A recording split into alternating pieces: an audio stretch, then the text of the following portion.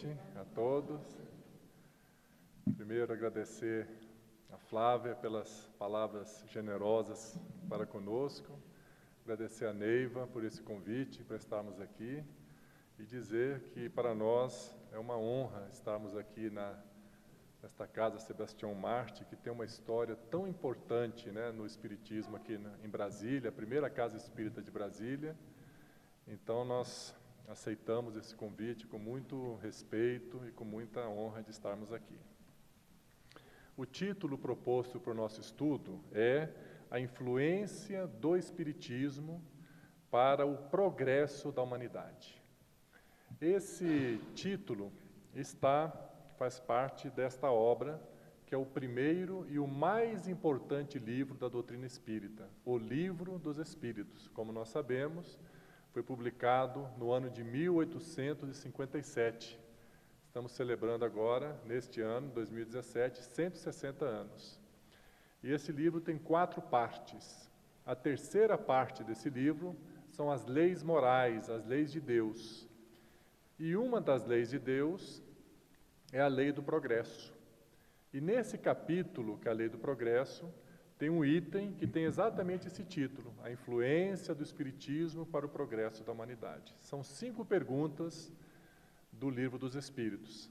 A pergunta 798 a 802. Então, a essência do conteúdo que nós vamos apresentar na noite de hoje refere-se a essas 5 questões de O Livro dos Espíritos, que está no capítulo A Lei do Progresso. E nós estruturamos a nossa apresentação em 2 partes. A primeira parte vamos fazer um contexto histórico. Quais foram os principais acontecimentos espirituais até chegarmos ao advento do Espiritismo? Porque se nós vamos examinar qual a influência do Espiritismo no progresso da humanidade, o que ela está influenciando de mudanças, é importante nós percebermos o que aconteceu antes para o Espiritismo ter que mudar essas coisas de antes. Por exemplo, sobre Deus. Como surgiu aquele entendimento de que Deus é punitivo, que Deus castiga, que Deus é muito severo, que Ele não perdoa, e o Espiritismo veio apresentar um Deus de amor, um Deus de perdão. Então nós vamos examinar a origem dessa ideia de Deus, para percebermos a importância agora do Espiritismo. E alguns outros itens também que surgiram ao longo da história da humanidade. Então, a primeira parte, nós vamos fazer este breve histórico até o advento do Espiritismo, e a segunda parte vamos falar especificamente dos principais contribuições, a importância do Espiritismo para o progresso da humanidade como um todo. Ok? Então, vamos começar com essa análise do contexto histórico. E o primeiro personagem que nós vamos recordar, que foi um emissário enviado por Jesus, 1.300 anos antes do próprio Jesus vir à Terra, que foi Moisés. Como nós sabemos, Moisés que coordenou o trabalho de libertação do povo judeu, que viveu durante 400 anos como escravos no Egito. E ele conduziu aquela libertação, atravessou o Mar Vermelho, e no 3º mês, quando ele estava no Monte Sinai, no 3º mês depois da libertação, ele recebeu, como nós sabemos, os 10 mandamentos, que representam a primeira revelação de Deus para a humanidade. Isso aconteceu aproximadamente no ano 1300 antes de Cristo. E esses 10 mandamentos, 8 deles estão na linguagem imperativo-negativo, ou seja, eles começam com a palavra não. Não roubar, não matarás, não cobiçar as coisas alheias, não adorar outros deuses, não usar em vão o nome de Deus, e somente 2 estão na linguagem afirmativa, que é honrar pai e mãe, e guardar o sábado para a santificação. Ou seja, naquela época, 1.300 anos antes de Jesus, era importante já guardar pelo menos um dia da semana para a nossa vida espiritual. e honrar pai e mãe, tamanha a importância desse mandamento. Então essa é a primeira revelação de Deus à humanidade. E o que aconteceu com aquele povo liderado por Moisés, que estavam vivendo no deserto, a caminho de Canaã, que viria a ser a Palestina? Essa viagem, como nós sabemos, demorou 40 anos. E essa revelação foi logo no terceiro mês, logo no início. De início, as pessoas, depois de terem convivido 400 anos no Egito e tendo a influência cultural e religiosa dos egípcios, eles tiveram muita dificuldade de se adaptar a esses mandamentos. Então, o que estava acontecendo? Quase que diariamente tinha uma fila na frente ali da tenda do Moisés para examinar situações de pessoas que estavam desobedecendo essas leis. Então chegavam para falar com Moisés, falou: Moisés, não está dito que tem que honrar pai e mãe? Pois esse aqui ofendeu o pai dele, amaldiçoou os pais, o que vão fazer com ele? Aí o Moisés refletia e propunha então uma pena para aquela pessoa. Esse aqui cometeu adultério e leva a pessoa lá para o Moisés. O que vão fazer com essa pessoa? Desobedeceu um dos 10 mandamentos. E o Moisés tinha que diariamente ficar julgando dezenas e dezenas de casos que aconteciam.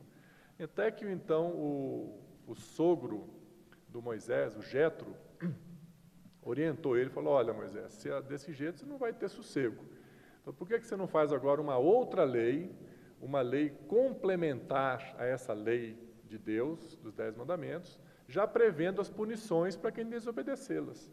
E assim o Moisés fez. E ele fez uma lei muito rigorosa, muito severa, porque era preciso. Naquela época, aquelas pessoas, vamos dizer, aquelas pessoas entre aspas, né, que éramos nós mesmos naquela época, ainda estávamos muito embrutecidos, estávamos muito indisciplinados, então era necessário uma lei muito rigorosa.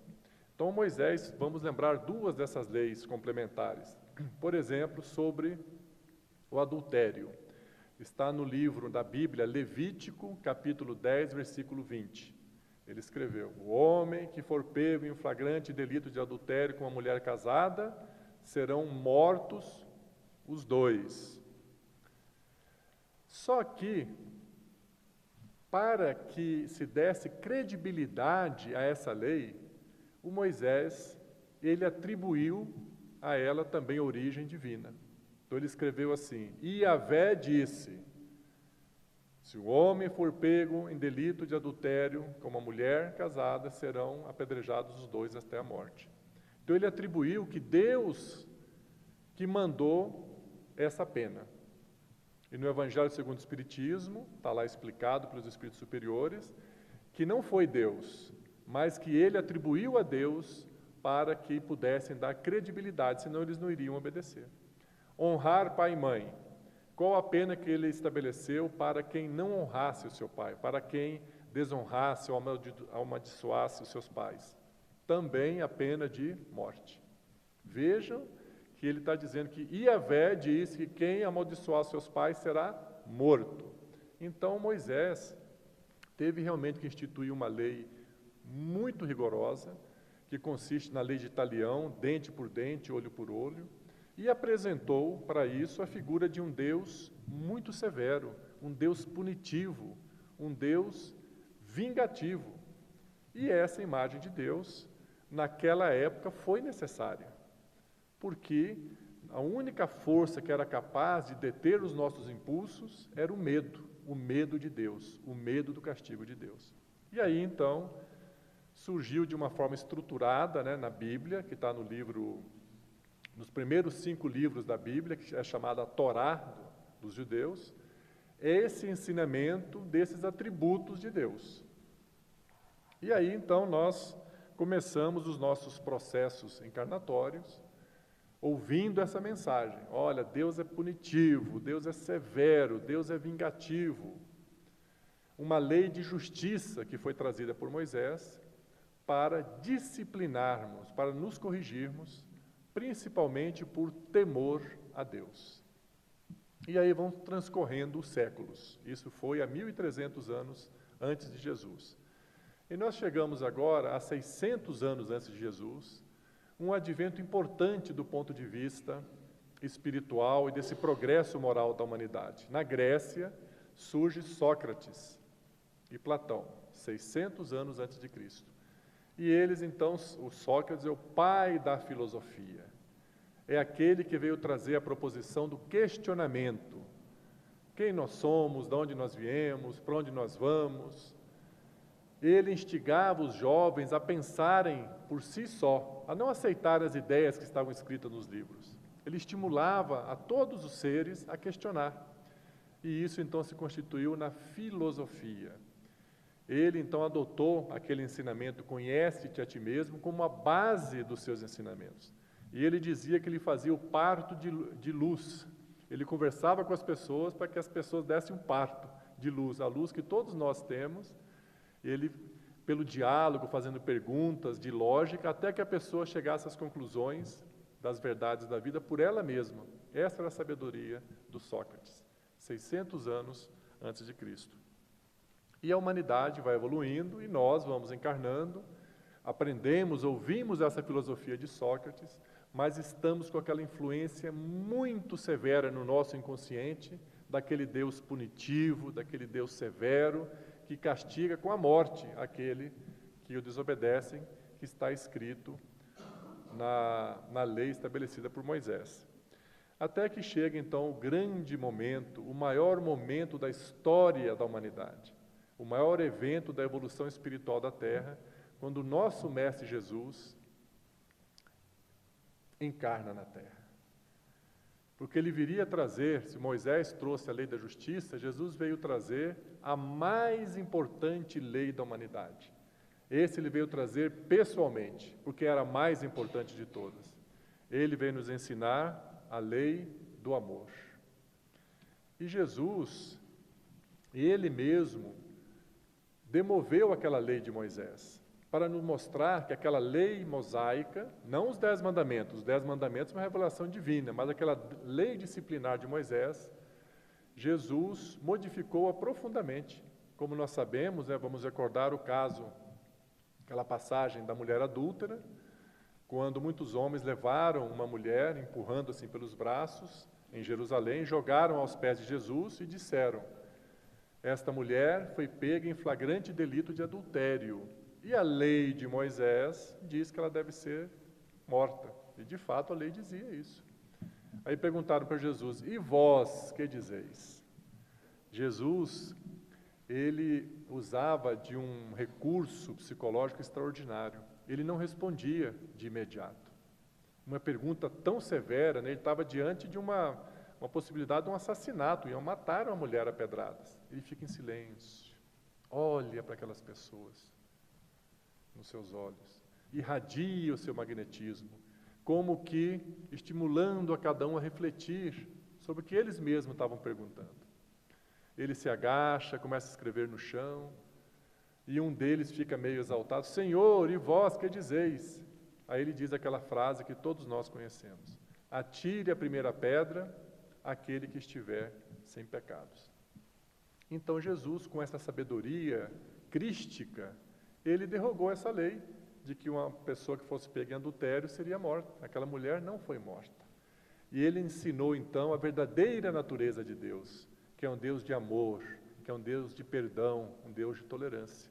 E foi isso que Jesus ensinou naqueles 3 anos que ele esteve ostensivamente conosco, contou suas parábolas maravilhosas, e ele trouxe então essa lei do amor. Não só nos falou dessa lei, mas ele nos mostrou, nos vivenciou, e aí passamos a compreender a verdadeira natureza de Deus, que é o Deus de amor. E aí então começa essa nova etapa, agora com os ensinamentos de Jesus, que é a segunda revelação de Deus à humanidade, Jesus. Como nós sabemos, os primeiros 3 séculos, o cristianismo os cristãos eram muito perseguidos, até que depois de 300 anos, por Constantino, foi aceito o cristianismo. E aí agora começam a mudar a situação. O cristianismo passa a ser uma religião oficial, alguns anos depois, e começam a se estruturar as escrituras, Passado algum tempo, surge então a Bíblia. E aí nós vamos observar um fato importante que vai influenciar o nosso entendimento do Espiritismo. Nós somos cristãos, seguidores dos ensinamentos de Jesus Cristo. Onde estão escritos os ensinamentos de Jesus Cristo? No Novo Testamento, nos 4 Evangelhos, no Apocalipse, nas Epístolas de Paulo e nas cartas de Pedro, Tiago. Mas, na hora que se foi constituir um livro sagrado, não ficou só no Novo Testamento, colocou-se também o Velho Testamento. A Bíblia passou a ser composta das escrituras antigas da época de Moisés, e Moisés é o profeta da religião judaica, que tem os primeiros 5 livros que são chamados a Torá. E todos aqueles profetas são os profetas judeus. E a Bíblia, então, passou a ser o Velho Testamento e o Novo Testamento. Aí começa uma primeira influência dos ensinamentos de Jesus, que é a influência judaica. Aquela influência daquela ideia de Moisés estava lá. Jesus veio nos ensinar que Deus não era para ser temido, Deus era para ser amado. Mas a gente abre a Bíblia, não, está aqui escrito que Deus é severo, é punitivo. Então, na sua origem, o cristianismo não é uma religião essencialmente cristã. Ela é uma religião judaico-cristã, porque o Velho Testamento é a religião judaica e o Novo Testamento é a religião cristã. Então, nós temos uma influência no cristianismo que veio do judaísmo. É importante nós fazermos a observação que, de forma alguma, devemos atribuir a Moisés esse aspecto. Puxa, Moisés atrapalhou a nossa vida, ele foi nos ensinar que Deus é punitivo, é severo, castiga e pune, mandou matar, de forma alguma. Isso que Moisés fez foi muito bom, porque naquela época era a única forma de fazer conter os nossos impulsos negativos. Era necessário ter essa imagem de Deus. E Jesus, então, veio nos apresentar a verdadeira natureza de Deus. Mas o que aconteceu quando Jesus nos apresentou essa verdadeira natureza de Deus? Nós passamos a reencarnar agora como cristãos, ouvindo, lendo no Novo Testamento que Deus é bom, que Deus é amor, que Deus é perdão, mas no nosso subconsciente com medo de Deus, porque aquela experiência foi muito marcante. Então nós estamos vivenciando um verdadeiro conflito entre amar a Deus e temer a Deus. Até hoje, com todo o conhecimento espírita que nós temos, essa reminiscência de temor a Deus ainda está aí nos meandros do nosso cérebro. Então Jesus, ele fez uma promessa extraordinária, que ele, no final, na última ceia, que ele enviaria um outro Consolador. E ele vos recordará tudo o que eu vos ensinei e vos revelará tudo o que eu tinha que revelar. Então Jesus anunciou que esse Consolador que ele estava prometendo, ele viria para recordar todos os ensinamentos dele, porque ele sabia que no decorrer dos séculos os seus ensinamentos seriam interpretados de forma equivocada, favorecendo o materialismo. Então, uma das missões do Consolador seria recordar a essência dos ensinamentos de Jesus.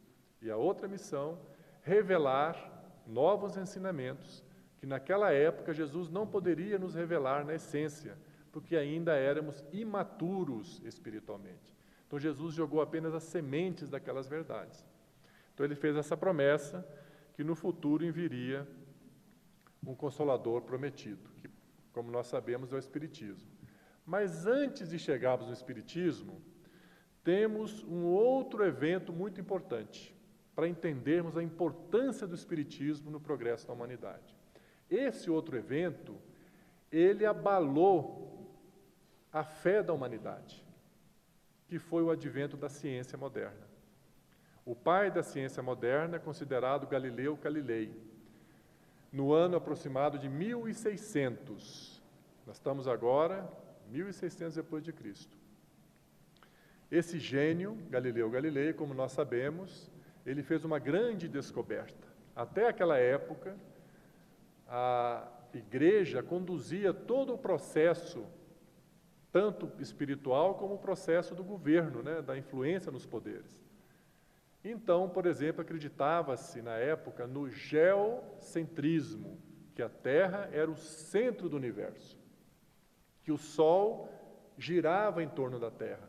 Não só o Sol, todos os corpos celestes giravam em torno da Terra.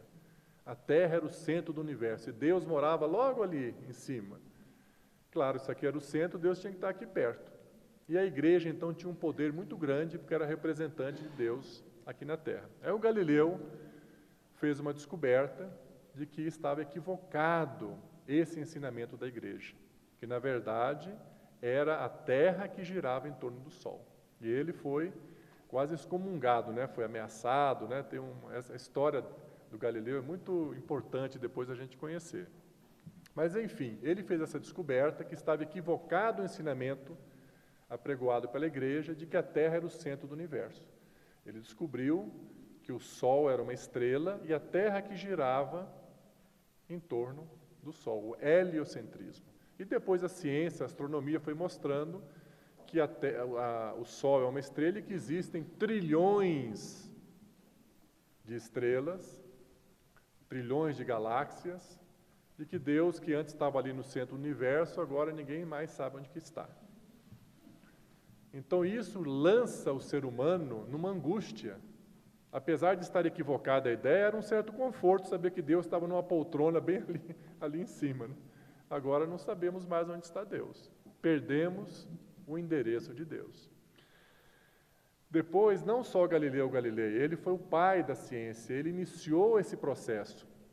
Veio depois a geologia, uma nova ciência que estuda a Terra. E na Bíblia, se estabelece, pela cronologia da Bíblia, a Terra teria surgido há 6.000 anos antes de Cristo.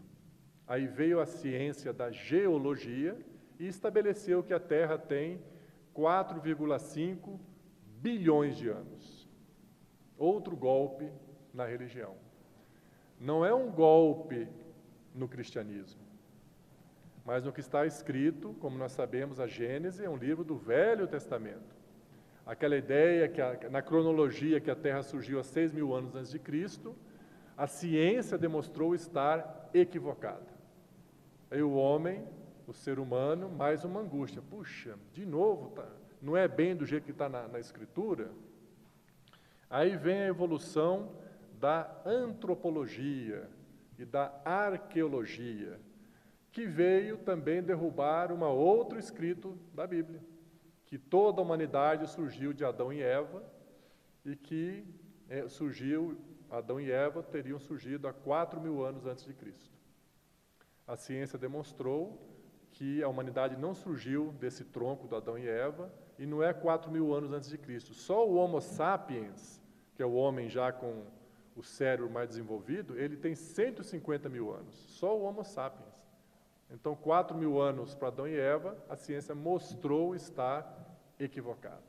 E amplia-se a angústia da humanidade. Depois dos estudos sobre o dilúvio, por exemplo, que o dilúvio teria coberto todo o planeta Terra, né? Até que só seria sobrado o Monte Ararat. A ciência já demonstrou que mesmo que se derretesse todas as calotas de gelo da Terra, e se precipitasse toda a água das nuvens, isso é impossível de acontecer. Não é possível, não há água na Terra para cobrir toda a Terra. Então, o advento da ciência criou um choque com a religião. Não criou nenhum choque com o ensinamento de Jesus, mas com a religião. Porque a igreja adotou os ensinamentos do Velho Testamento como seus princípios, enquanto que os princípios de Jesus estão apenas no Novo Testamento. Também não devemos considerar um equívoco eles terem colocar as duas escrituras juntos, porque Jesus era judeu. E todos os profetas que vieram antes de Jesus, vieram por ordem de Jesus. Mas os ensinamentos deles jamais podem ser comparados aos ensinamentos daquele que os enviou. Então nós não podemos ler uma escritura do Velho Testamento como um ensinamento prioritário em relação ao ensinamento de Jesus. Eles são importantes como uma referência histórica, que eles fizeram previsões extraordinárias de que viria um Messias, e tudo isso se confirmou. Então agora, a ciência lançou a humanidade num sentimento de dúvida e de angústia.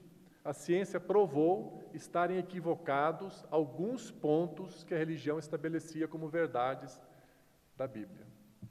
Fala, bom, se Deus não está ali, então queremos saber para a ciência onde Deus está.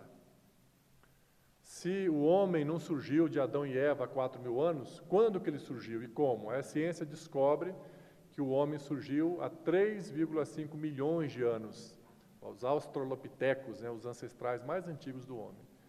Mas essa história, lei de Darwin, vem nos explicando a evolução. Isso não está satisfazendo o ser humano, mas de onde nós viemos, para onde nós vamos? Voltamos àquelas questões de Sócrates. E a ciência não conseguiu responder essas questões. A humanidade é lançada numa angústia. A ciência provou estar equivocados alguns fundamentos que a igreja apresentava, do geocentrismo para o heliocentrismo, que a Terra surgiu há 6.000 anos de Cristo, são 4,5 bilhões de anos, que o dilúvio não é possível. Não quer dizer que a Bíblia está errada, quer dizer que ela não pode ser interpretada ao pé da letra. Qual o sentido daquelas palavras?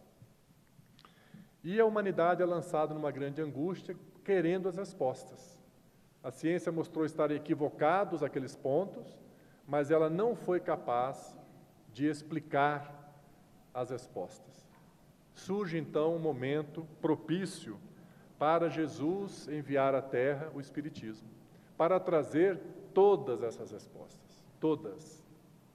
E como nós sabemos, no ano de 1857, foi publicado o Livro dos Espíritos. E todas as questões da humanidade que a gente não sabia, onde está Deus, como é que é possível Deus ser onipresente, onisciente, Ele saber o que acontece com cada um de nós, de onde eu vim, para onde eu vou depois que eu vou morrer, depois da morte do corpo físico, tudo, como nós sabemos, essas respostas o Espiritismo trouxe.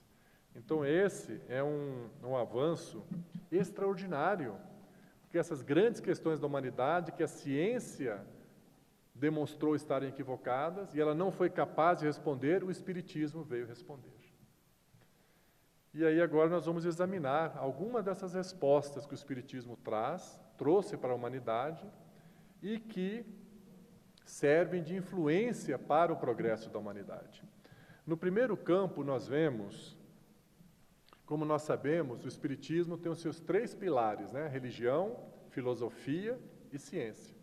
No campo da religião, o Espiritismo veio cumprir exatamente o que previu Jesus quando prometeu o Consolador. Eis que eu vos enviarei um outro Consolador, e ele vos recordará tudo o que eu vos ensinei e vos revelará tudo o que eu tinha de revelar. O Espiritismo veio recordar a essência dos ensinamentos de Jesus, que é a primeira missão dele. Por isso, ele é considerado o cristianismo redivivo. E o segundo, ele veio revelar não novos ensinamentos, mas ensinamentos mais aprofundados que Jesus, naquela época, tinha ensinado somente a essência, as sementes, porque nós não tínhamos condições de entender. Por exemplo, sobre reencarnação, Jesus claramente falou sobre reencarnação, mas ele não podia, naquela época, se aprofundar nisso. E o Espiritismo, então, veio explicar os mínimos detalhes, como se dá o mecanismo da reencarnação, como se cumpre a justiça de Deus pelo processo da reencarnação. Ela veio trazer um consolo, uma esperança para a humanidade. O Espiritismo veio nos explicar, agora sim, a essência verdadeira de Deus. Aquela que Moisés nos mostrou que foi necessário 1.300 anos antes de Jesus, que Deus era severo, punitivo, que Ele castigava.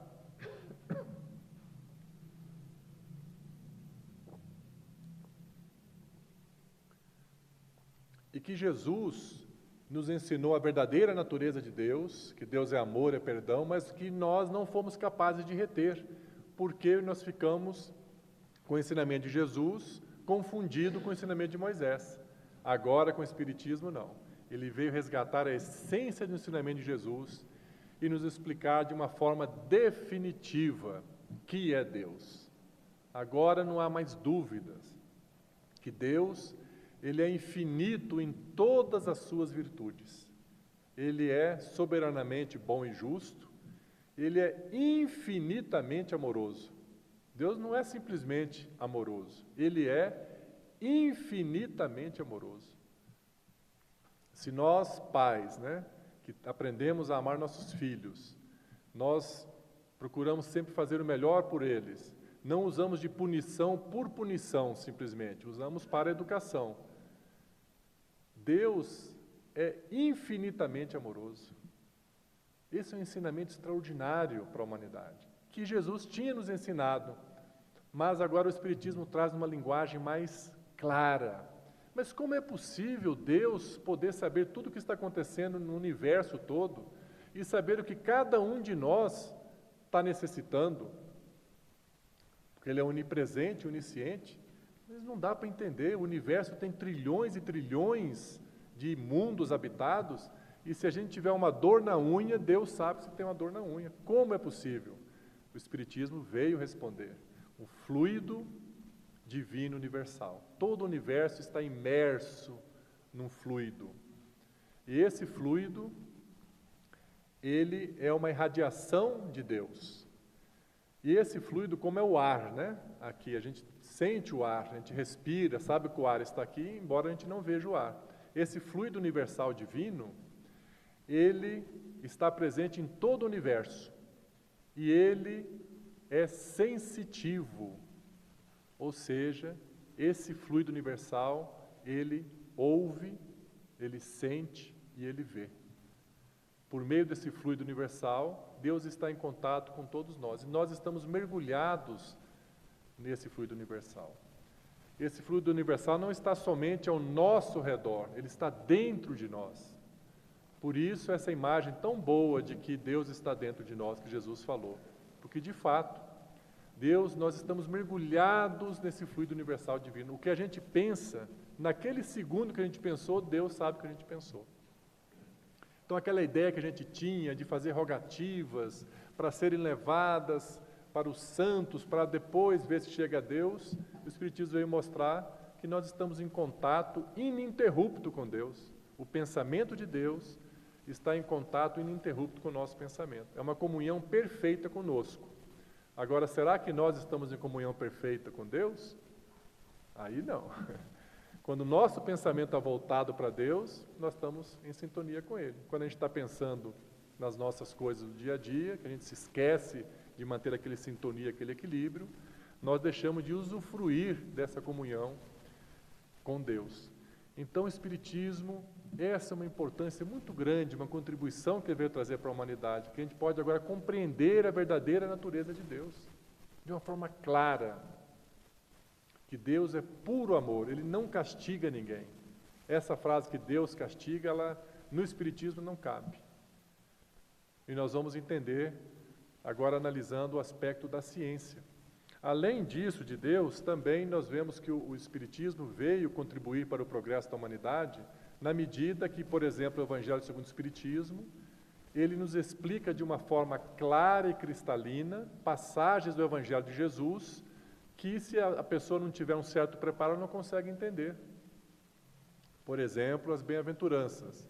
Bem-aventurados os mansos e pacíficos, porque eles herdarão a terra. Como é possível entender essa bem-aventurança? Como é que uma pessoa branda vai herdar a terra? Não for o Espiritismo, não seríamos capazes de entender. Aí o Espiritismo vai explicar, olha, essa bem-aventurança quer dizer que as pessoas se tornarem brandas e pacíficas, a Terra está num processo de evolução, vai se transformar num mundo de regeneração, e são essas pessoas que vão construir esse mundo de regeneração e vão herdar a Terra, vão continuar vivendo na Terra. Quem não for brando e pacífico, quem não estiver se esforçando para isso, não vai ter condições de continuar habitando a Terra. Então o Espiritismo contribuiu para o progresso da humanidade na medida que ela nos explica o sentido verdadeiro, as essências dos ensinamentos de Jesus, que muitos deles, eles vêm encobertos, eles não são cristalinos, porque naquela época não era possível serem cristalinos, não tínhamos condições de ter esse ensinamento. Então essa é uma outra contribuição importante do Espiritismo, nos ajudar a compreender a essência dos ensinamentos de Jesus. Todas as parábolas que tinham tinham linguagem alegórica, simbólica, o Espiritismo veio agora explicar de forma clara e cristalina o sentido de cada uma daquelas parábolas. E isso é a contribuição no campo da religião. No campo da ciência, essa foi extraordinária. Esse capítulo, o terceiro livro do Livro dos Espíritos, né, que são 4 partes, a terceira parte são as leis morais, ou as leis de Deus. E nesse livro, os espíritos superiores nos revelam quantas são as leis de Deus. E Deus é tão bondoso com a gente, para facilitar a nossa memória, nosso raciocínio, quantas leis são de Deus? 10. E o Allan Kardec fez até essa pergunta, mas o que pensais vós dessa classificação das leis de Deus em 10? E ele cita quais são essas 10, né? Então ele começa.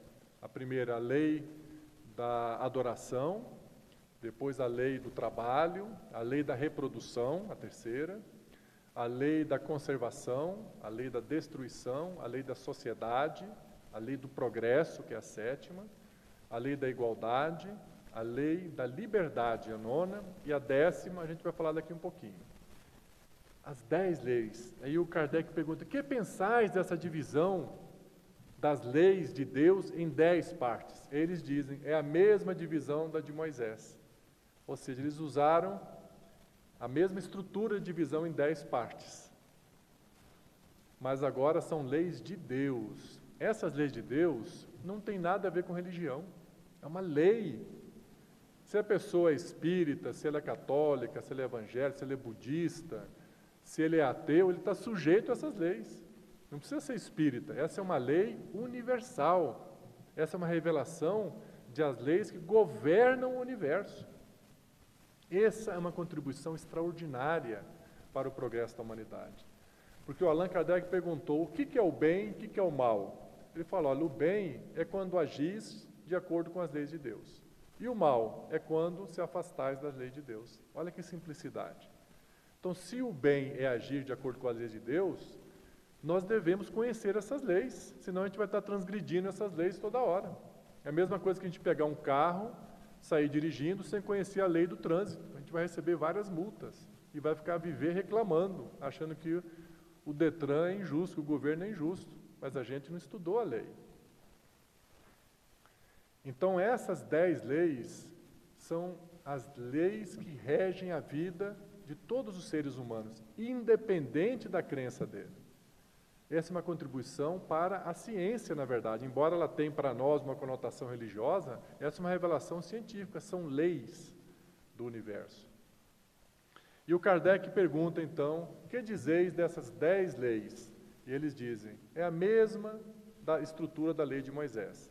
E eles citam essas 9 que nós já dissemos, mas ele diz, a mais importante delas é a 10ª. E essa 10ª, ela resume todas as outras 9.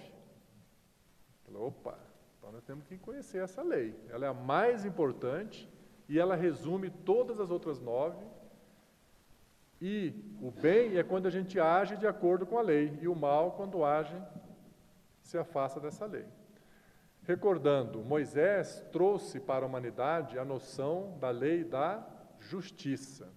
Jesus, a lei do amor.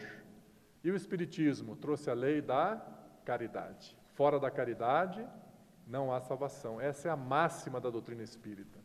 Fora da caridade, não há salvação. Moisés trouxe a lei da justiça, Jesus trouxe a lei do amor, o Espiritismo trouxe a lei da caridade. E qual é essa 10ª lei? Que é a mais importante de todas.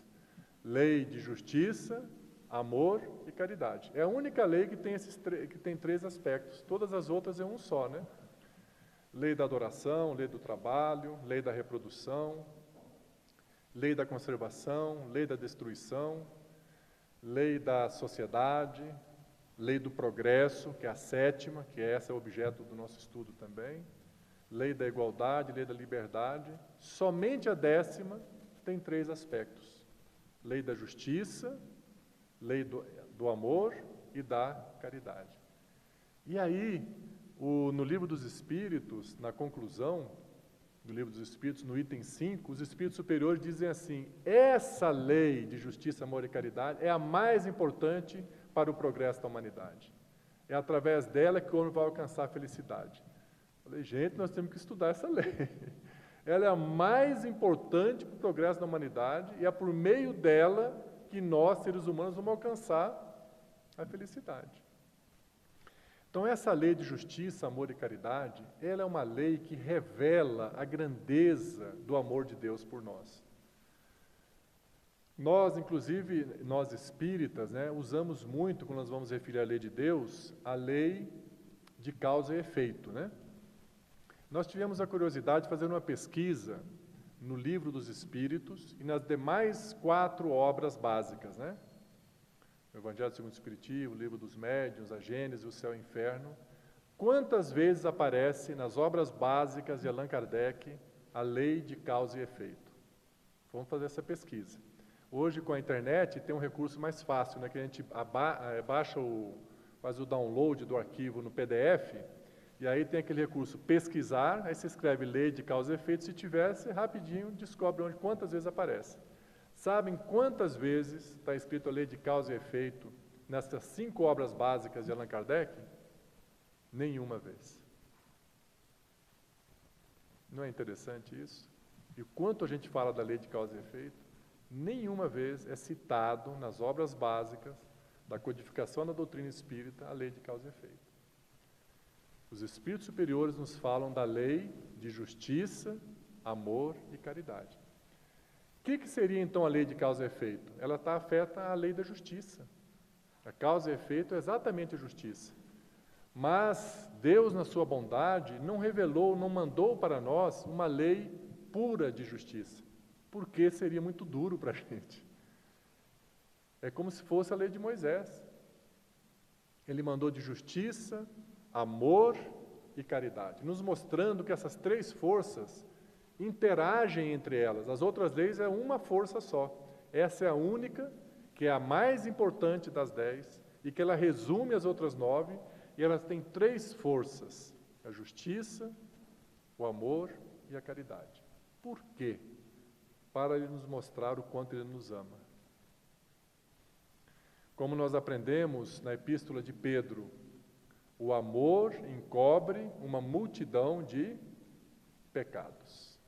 O amor encobre uma multidão de pecados. Aí já está um enunciado dessa lei de justiça, amor e caridade, mostrando que equívocos que nós cometemos, nós temos que responder por eles. Nós assumimos responsabilidade pelos nossos equívocos e o mérito pelos nossos acertos.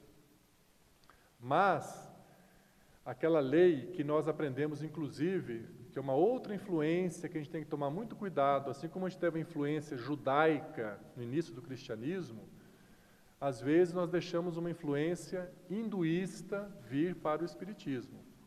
Uma palavra também que de vez em quando a gente ouve no nosso meio espírita, que é a palavra karma, exatamente, que está ligada a essa lei de causa e efeito, mas não é a lei de justiça, amor e caridade. A lei de justiça, amor e caridade, ela é muitíssimo superior em amor do que a lei do karma. Vamos fazer uma comparação.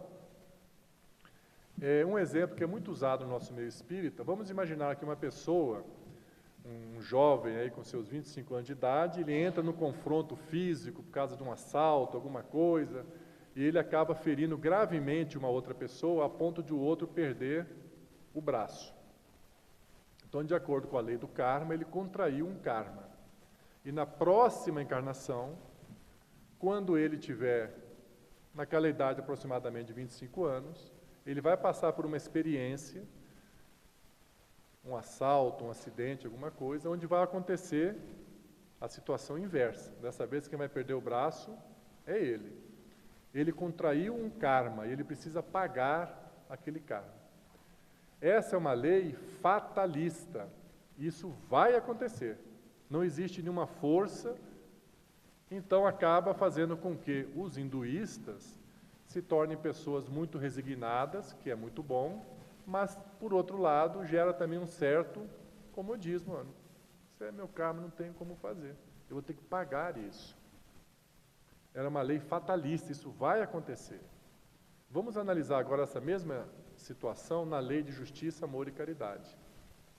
Então, essa pessoa que cometeu esse delito, ele, de fato, também vai ser programado passar por uma experiência similar. Para ser castigado? Jamais. Deus não castiga ninguém. Mas para quê, então? Não é só um jogo de palavras, é para educar a sua alma. Porque quando a pessoa, ele conhecer a dor que ele causou no outro, isso fica tão gravado na sua alma, que ele fala, puxa, que coisa horrível, né? Perdi um braço, a pessoa me agrediu, a agressão é uma coisa terrível.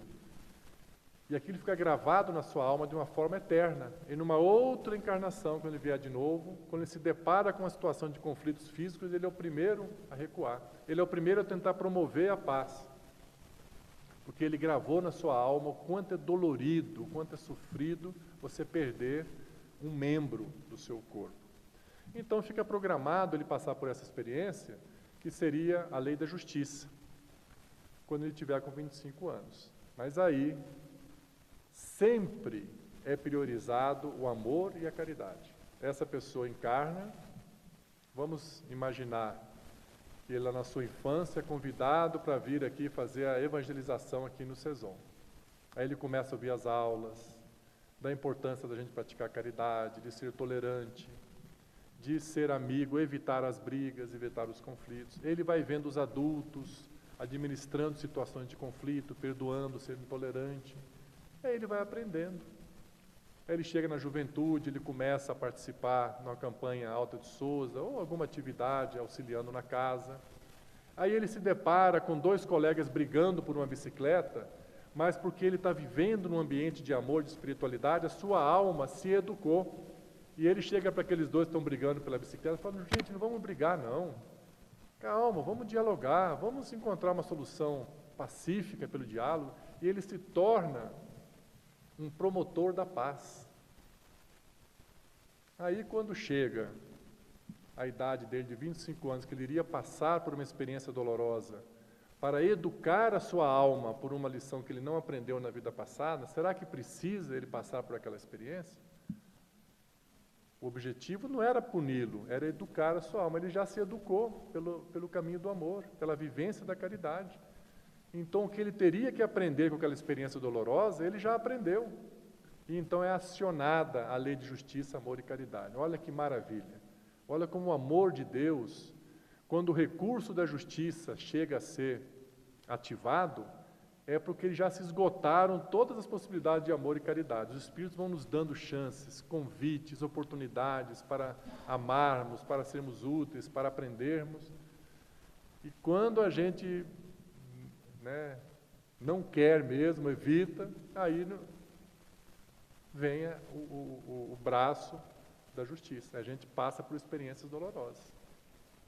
Por essa análise, nós podemos depreender o quanto todos nós, pelo simples fato de estarmos vindo aqui no SESOM estudar, participar das reuniões do ESD, participar dos estudos dos grupos, das atividades de evangelização, do Evangelho no Lar, o quanto nós todos já fomos poupados de experiências dolorosas, por estarmos dizendo sim para Jesus, por estarmos seguindo o caminho da espiritualidade. Quanto nós estamos sendo poupados de experiências dolorosas, que talvez estivessem programados para nós passarmos, mas porque cada um de nós está se esforçando por se melhorar, não é necessário mais passar por determinadas experiências. Porque essa é a lei de Deus, é amor. Ele já aprendeu, ótimo, vamos dar outras tarefas. Não faz o menor sentido a gente imaginar, não, mas ele fez aquela vez, vai ter que ser punido, mesmo que ele já melhorou. A lei, por isso que essa lei, ela é uma lei assim, que nos favorece reflexões muito importantes.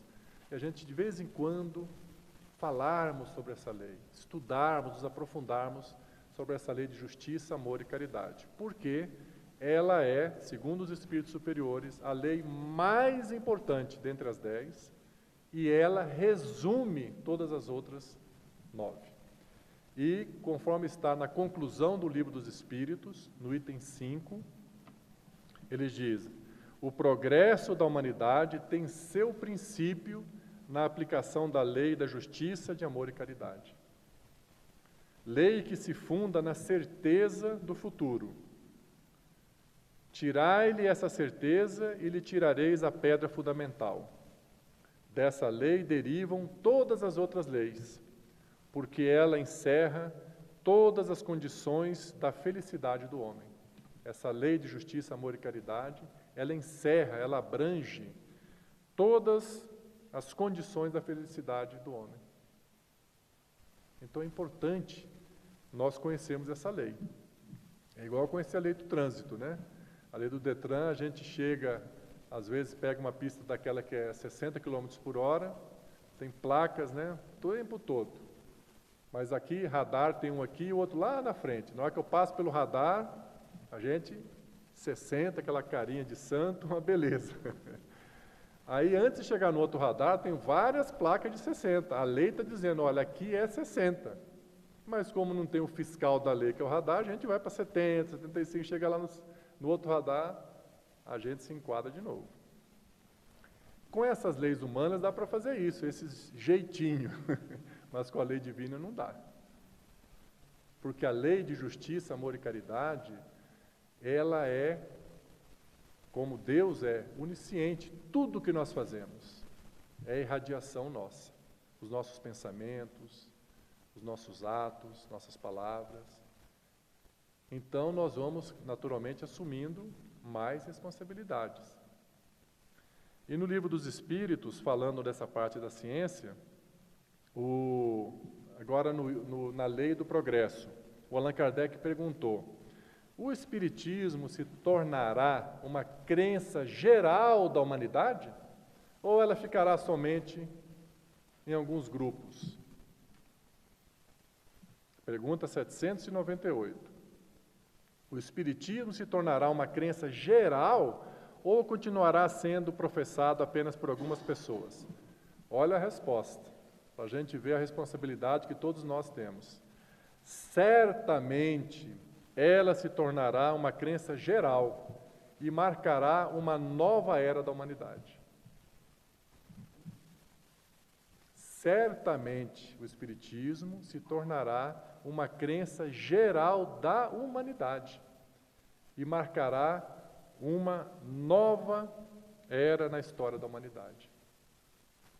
Então, nós vemos o quanto é sério esses grupos, que a Flávia, que é a coordenadora do ESD, de todas as atividades, estudarmos o Espiritismo, das palestras, de todas as atividades, que é uma responsabilidade que nós estamos assumindo. Isso vai se tornar uma crença geral da humanidade. Então, nós que estamos, hoje, os centros espíritas, a maioria ainda estão assim, não são cheios, mas vai chegar um dia que vão ficar repletos. E quando essas pessoas vierem em busca, no dia que a ciência provar, e muitos dizem que não está longe isso acontecer, que a reencarnação é uma realidade, então as pessoas vão vir para o centro e falar: poxa, esses espíritas estão falando isso há muitos anos, então vamos lá para ver como é que é. O Espiritismo ele diz, certamente se tornará uma crença geral da humanidade e marcará uma nova era da história da humanidade. Graças a Deus, nós que já viemos daquela época de Moisés, que acreditávamos que Deus era punitivo, severo, que castigava, que já ouvimos a filosofia de Sócrates, que já ouvimos Jesus no seu evangelho de amor e luz, que passamos pelo materialismo da ciência, nós também ficamos angustiados quando a ciência provou que a Terra não girava, que a Terra que girava em torno do Sol, que estava errado o que a religião estava ensinando, que o homem não tinha só 4.000 anos antes de Cristo, tinha milhões de anos, que o dilúvio não aconteceu no sentido exato, como está descrito, que aquela angústia, está tudo errado. Então, onde que está Deus? Nós passamos por isso, essa angústia, todos nós. E hoje, graças a Deus, nós estamos aqui no Centro Espírita com fé, já tendo condições de entender esses ensinamentos de Jesus, trazidos pelo Espiritismo. Esses ensinamentos que mudaram as nossas vidas. Todos nós que estamos aqui somos pessoas que fizeram mudanças muito importantes nas vidas. Quantos hábitos nós não mudamos? como antes de nós sermos espíritos para que nós somos hoje. Quantos hábitos nós estamos mudando ainda a cada dia, procurando se corrigir, se melhorar. Então o Espiritismo tem uma influência extraordinária no progresso da humanidade. E a pergunta 799, de que maneira o Espiritismo pode contribuir para o progresso? E a resposta, destruindo o materialismo. Que materialismo é esse? Aquele materialismo que a ciência exortou, quando provou estar errados algumas teses religiosas, não são teses espiritualistas, teses religiosas, uma onda de materialismo abraçou a Terra. E o Espiritismo veio destruir esse materialismo. Então, a maior onda de espiritualidade na Terra, o Espiritismo está provocando. Como nós sabemos, certa vez perguntaram para o Chico Xavier, né? O Espiritismo será a religião do futuro? Aí ele refletiu, ouviu a voz do seu mentor Emmanuel e falou, não, mas ela será o futuro das religiões. As religiões vão se espiritualizar. Muitas religiões vão continuar existindo, mas vão acreditar nas leis de Deus que estão aqui no Livro dos Espíritos, continuando às vezes a religião deles. Vão acreditar na reencarnação, que a ciência vai provar que existe a reencarnação. Não necessariamente vão se tornar espíritas, mas a crença espírita será uma crença de toda a humanidade, conforme eles asseveram. Então nós estamos vivendo um momento extraordinário do progresso da humanidade. Nós estamos vivendo esse momento de transição da Terra, um momento de muitas angústias, né, conforme nós estamos vendo. E uma outra contribuição do Espiritismo é esse ensinamento sobre a reencarnação. Reencarnação, eu demorei para entender isso, não tem nada a ver com religião também. Para mim, antes eu acreditava assim, que religião no ensinamento, a reencarnação no ensinamento da religião espírita. Não, reencarnação é ciência pura, é uma lei da biologia, um corpo, o espírito volta e reencarna. A pessoa não precisa acreditar em espiritismo, ela vai reencarnar acreditando ou não. Essa é uma lei da natureza. E no campo da filosofia? Então nós vemos a religião, que o Espiritismo trouxe a explicação dos ensinamentos de Jesus, ele nos explicou o que é Deus, a sua verdadeira essência agora, e nos explicou o cristianismo redivivo.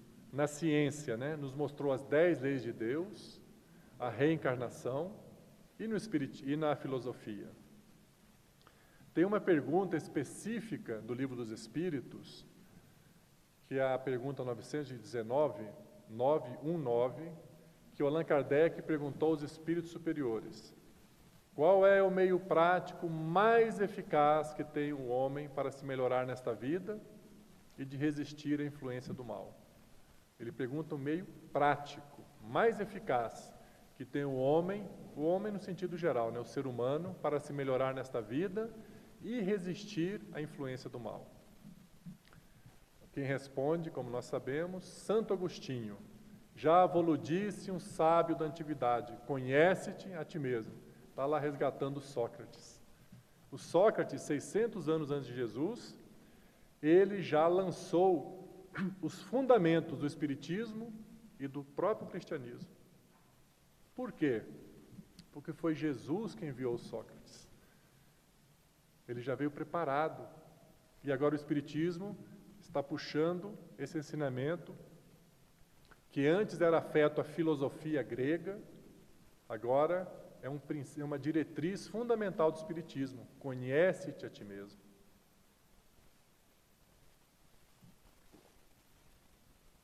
Então essa é uma outra contribuição muito importante do Espiritismo para o progresso da humanidade. Está nos mostrando uma nova fronteira de investigação. Porque o Espiritismo, ele respondeu a todas as grandes questões da humanidade. De onde nós viemos, para onde nós vamos, sobre a reencarnação, o que é Deus, onde eu estou numa etapa evolutiva, que nós vamos continuar evoluindo até sermos espíritos depois angélicos. Vamos ser anjos aí. Não vamos precisar mais reencarnar. e que aí não termina, depois do estágio angelical tem um outro mais elevado, que é o do nosso Senhor Jesus Cristo, que é o estágio crístico. Então tem um chão aí de alguns milhares ou milhões de anos pela frente. E esse progresso, ele está em curso. Então o Espiritismo respondeu todas as grandes questões, mas tem uma questão que ele não respondeu. Qual que é? Quem sou eu? Porque essa cabe a mim responder. Esse é o lado filosófico do Espiritismo. Quem é você? Cada um de nós fazer essa pergunta a si mesmo. Essa é a nova fronteira da investigação do Espiritismo. Porque nós vamos estudando o Espiritismo e sabemos responder tudo isso. Os mundos são todos habitados, a lei de justiça, amor e caridade, estamos aprendendo. Reencarnação, a influência dos espíritos no mundo corpóreo, para onde vamos depois da morte, as colônias espirituais. Nós temos um conhecimento que antigamente era reservado aos grandes sábios, os iniciados egípcios que tinham esses conhecimentos. Hoje todos nós, espíritas, sabemos. São conhecimentos profundos. Mas o lado filosófico do Espiritismo não pode ser esquecido, porque tem uma pergunta que não está respondida ainda. E essa cada um de nós tem que responder. Quem sou eu? E eu, na medida que eu vou me conhecendo, eu vou descobrindo minhas virtudes e também os meus defeitos e vou transmutando esses defeitos, vou me corrigindo. Então o processo do autoconhecimento é um processo também da reforma íntima. É um trabalho que todos nós estamos fazendo, às vezes conscientemente ou não, mas é um trabalho fundamental, olhar para dentro de nós. Aquilo que Jesus falou, atire a primeira pedra quem estiver sem pecado. Essa é a força mais poderosa que existe. Jesus conseguiu conter aqueles homens todos com pedras na mão para jogar naquela mulher, fazendo com que cada um olhasse para dentro de si. Atire a primeira pedra quem estiver sem pecado. Cada um olhou para dentro de si, conhece a ti mesmo, falou, opa, realmente eu não tenho condições de jogar pedra em ninguém.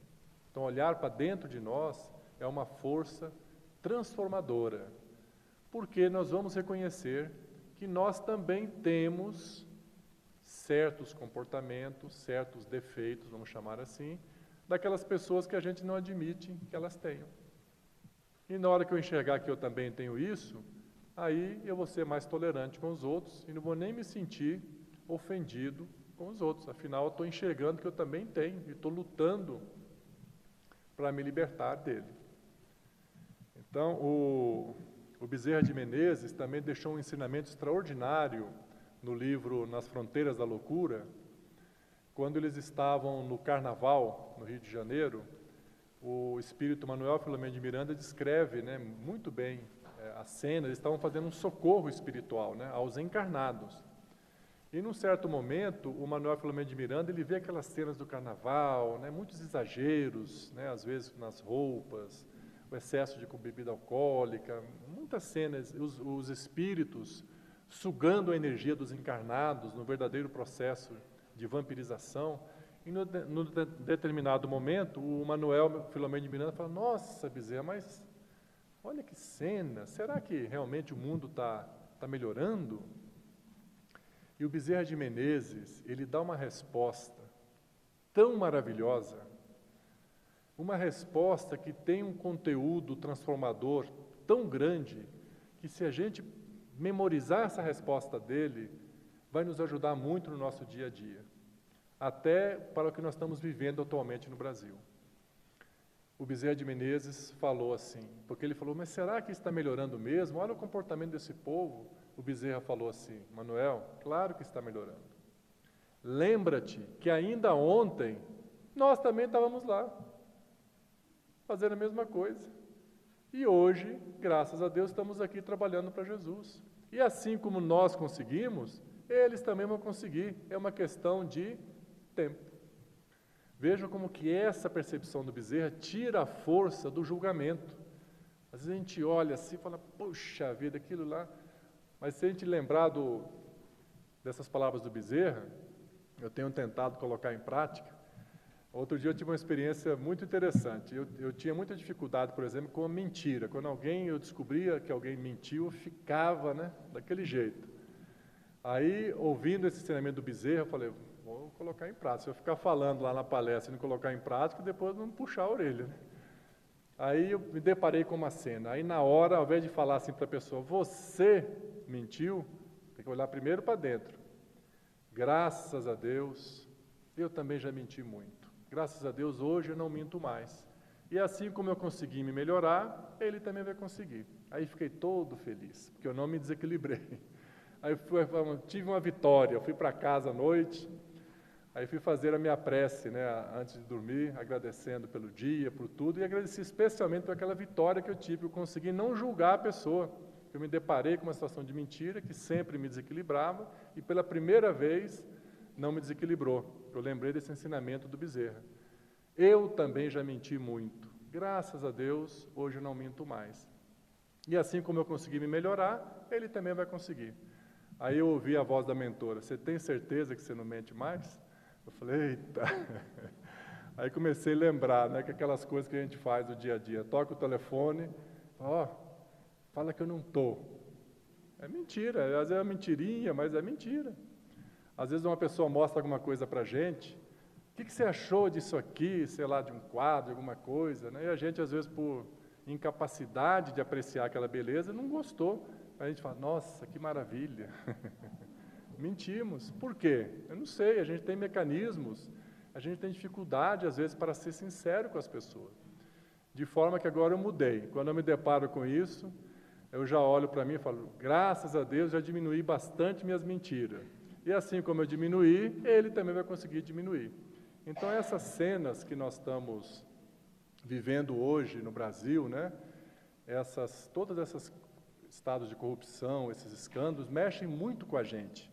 E nós temos uma tendência natural de entrar nesse julgamento, nessa condenação.